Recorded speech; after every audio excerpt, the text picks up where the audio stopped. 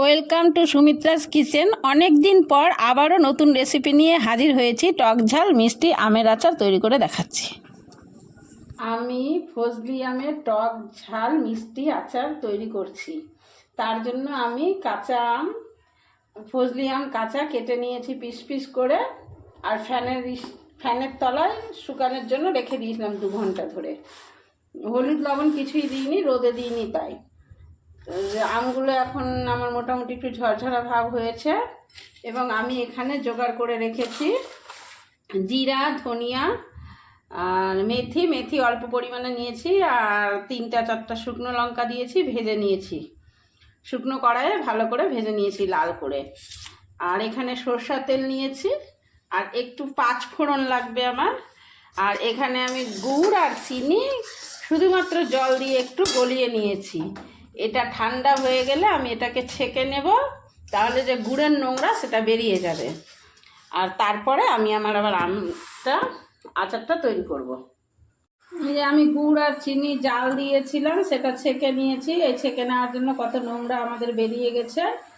আর এই যে মশলাটা আমি ভেজে রেখেছিলাম, জিরা, ধনিয়া, মেথি, মৌরি আর শুকনো লঙ্কা সব ভেজে রেখেছিলাম, ওটা আমি মিক্সিতে গুঁড়া করে নিয়েছি। একটু দরদরা করে গুঁড়া করে নিতে হবে, খুব মিহি করলে ভালো হয় না।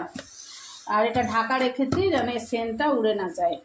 আর এবার আমি কড়াই গরম করে নিয়ে আমার ফুটে গেছে। এবার আমি এটাতে হলুদ দিয়ে দিব। হলুদ তেলের মধ্যে দিয়ে দিলে আচারটা আমাদের বেশ কিছুদিন ভালো থাকে। হলুদ দিয়ে তেলের মধ্যে চালিয়ে দিলাম, এবং এখানে আমরা একটু লবণও দিয়ে দেবো, কেন কি আমি আচারে তো হলুদ লবণ আগে থেকে দিইনি। এখন পরিমাণ মতো লবণ দিব, আর মিষ্টি আচারে বেশি লবণ হলে আবার ভালো লাগবে না। এবার আমি আমটাকে দিয়ে দেব।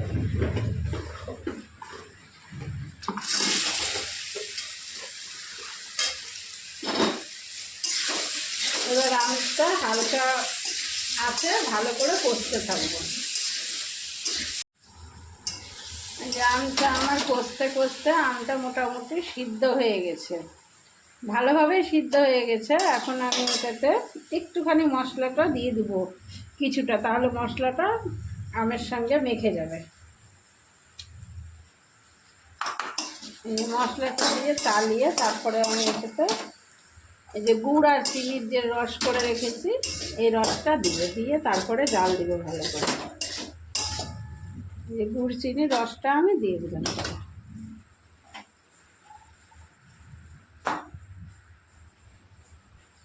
যেহেতু আমার ফজলি আম, তাই আমার গুড় চিনির পরিমাণটা একটু কম লেগেছে। যদি টক আম থাকে তাহলে বেশি করে দিতে হবে মিষ্টি, আর আপনাদের মিষ্টি যেমন খাবেন আন্দাজ মতো দেবেন।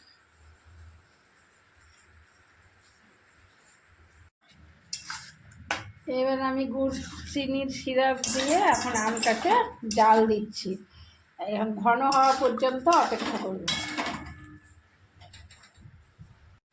যে আমি 5-7 মিনিট ধরে গুড় জাল দিয়ে আমার পুরো আমটাই ভালো করে সিদ্ধ হয়ে গেছে, এবং গুড়ের রসটাও মোটামুটি আঠা ভাব হয়ে গেছে এবং কমে গেছে। এর থেকে বেশি শুকিয়ে দিলে আবার খুব একটা ভালো লাগবে না। এবার আমি বাকি গুঁড়ো মশলাগুলো ছড়িয়ে দিলাম, বাকি গুঁড়ো মশলা ছড়িয়ে দিলাম। এবার আমি আমটাকে হালকা আঁচে কিছুক্ষণ জাল দিব। আমের আচারটা যেন বেশি দিন ভালো থাকে, মোটামুটি এই আচার 1 বছর ধরে খাওয়া যাবে, তো তার জন্য আমি 2 টিস্পুন মাত্রায় ভিনিগার দিয়ে দিব। আমার আচার করা হয়ে গেল, দেখেন আচারের কালারটা কত সুন্দর হয়েছে। এখন আশা করা যায় খেতেও খুব ভালো লাগবে। এবার আচার আমি আপনার গ্যাস বন্ধ করে দিলাম, এবং আচারটা আপনাদেরকে সার্ভ করে দেখাচ্ছি।